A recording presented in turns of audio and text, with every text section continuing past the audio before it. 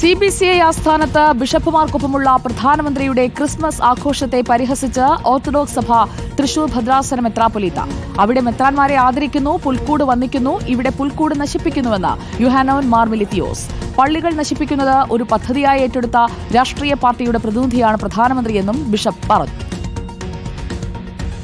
ഒരു ക്രൈസ്തവ സാന്നിധ്യം എന്ന് പറയുന്നത് ഒരല്പം ഉയർന്നതാണ്.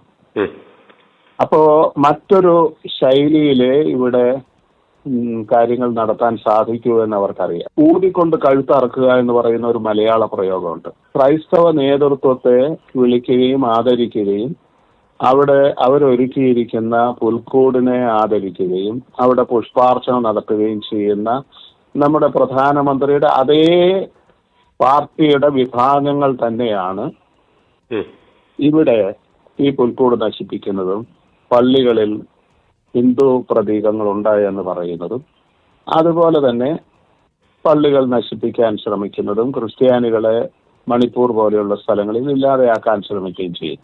സർവർക്കറുടെ അതേ പദ്ധതി തന്നെയാണ്. ന്യൂനപക്ഷങ്ങൾ ആവശ്യമില്ല, സവർണ ഹിന്ദുത്വം മാത്രം മതി.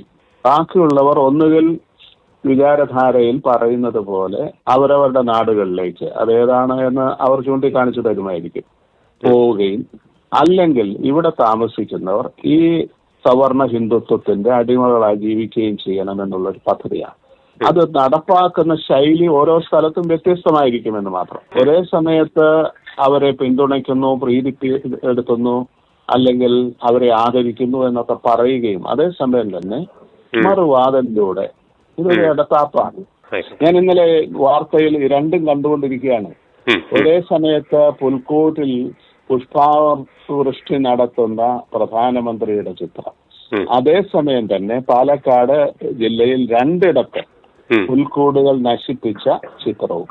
അതാരാണ് എന്നുള്ള ചോദ്യം അതിനു മുമ്പ് ഇങ്ങനെ സ്ഥാപിച്ചതിനെ കുറിച്ച് വഴക്കുണ്ടാക്കിയ ആളുകൾ തന്നെയാണ് എന്നുള്ളതാണ് കണ്ടെത്തൽ.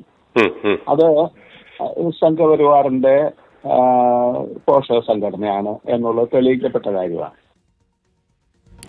ജെയ്സൺ ചാമോളപ്പിൽ നമുക്കൊപ്പം ചേരുന്നു. ജെയ്സൺ ചാമോളപ്പിൽ, ഇന്നലെ CBCI ആസ്ഥാനത്ത് പ്രധാനമന്ത്രി എത്തിയതും അവിടെ അദ്ദേഹത്തിന് കിട്ടിയ ഊഷ്മളമായ സ്വീകരണവും വലിയ രീതിയിൽ മെത്രാപ്പൊലീത്തയെ പ്രകോപിപ്പിച്ചിട്ടുണ്ട് എന്ന് വേണ്ടേ മനസ്സിലാക്കാൻ?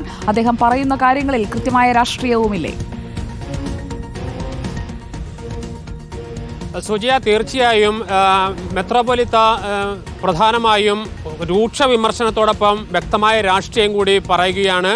അദ്ദേഹം കേരളത്തിലെ പൊതുവേദികളിലെല്ലാം, പ്രത്യേകിച്ച് ഇടതുപക്ഷ സാന്നിധ്യമുള്ള പൊതുവേദികളെല്ലാം സജീവമായ വ്യക്തിയാണ് അദ്ദേഹം പൊതുധാരയിൽ പുരോഗമനപരമായ കാര്യങ്ങൾ അവതരിപ്പിക്കുകയും ചെയ്യുന്ന വ്യക്തി കൂടിയാണ്. പക്ഷേ കഴിഞ്ഞ ദിവസം തൃശ്ശൂർ, കേരളത്തിലെയും അതുപോലെ തന്നെ ഇന്ത്യയിലെയും ബിഷപ്പുമാരുടെ ഒരു സാന്നിധ്യം, പ്രധാനമന്ത്രിയുടെ സാന്നിധ്യം, ക്രിസ്മസ് ആഘോഷം, ഇതെല്ലാം ഉണ്ടാകുമ്പോൾ കേരളത്തിൽ ക്രൈസ്തവർക്കെതിരെയുള്ള ദ്രോഹ നടപടികൾ ഈ പോഷക സംഘടനകളിൽ നിന്ന്, അതായത് സംഘപരിവാറിൻ്റെ പോഷക സംഘടനകളിൽ നിന്ന് ഉണ്ടാകുന്നതാണ് അദ്ദേഹം പ്രധാനമായും ഉന്നയിക്കുന്ന ആരോപണം. അദ്ദേഹം തന്നെ ഇപ്പോൾ പറയുന്നത് വളരെ വ്യക്തമാണ്. ഒരു ഭാഗത്ത് രണ്ട് ദൃശ്യങ്ങൾ ഒരുപോലെ താൻ കാണുന്നു. ഒന്ന്, പ്രധാനമന്ത്രിയും ബിഷപ്പുമാരും ചേർന്ന് ക്രിസ്തുമസ് ആഘോഷങ്ങൾ നടത്തുന്നു, ഇപ്പുറത്ത് പുൽക്കൂട് തകർക്കുന്നു എന്നതടക്കമുള്ള അതീവ ഗുരുതരമായ വിഷയങ്ങൾ, അദ്ദേഹം ആനുകാലിക വിഷയങ്ങൾ അവതരിപ്പിക്കുമ്പോൾ തന്നെ അദ്ദേഹം ഇതിൻ്റെ രാഷ്ട്രീയത്തിലേക്ക് കൂടി കടക്കുന്നുണ്ട്.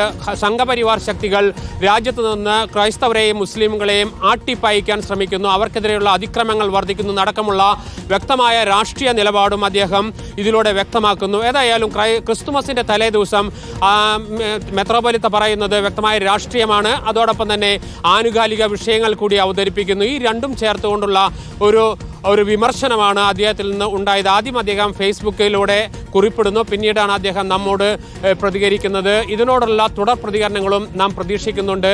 മറ്റ് ക്രൈസ്തവ സഭകളിലെ, പ്രത്യേകിച്ച് സീറോ മലബാർ സഭയിലെ ഉന്നതരായ ബിഷപ്പുമാർ സംബന്ധിച്ച പ്രതികരണം അതിൽ നമുക്ക് പ്രതികരണങ്ങൾ അറിയേണ്ടതുണ്ട്. ജെയ്സൺ ചാമോളപ്പിൽ തുടരുക.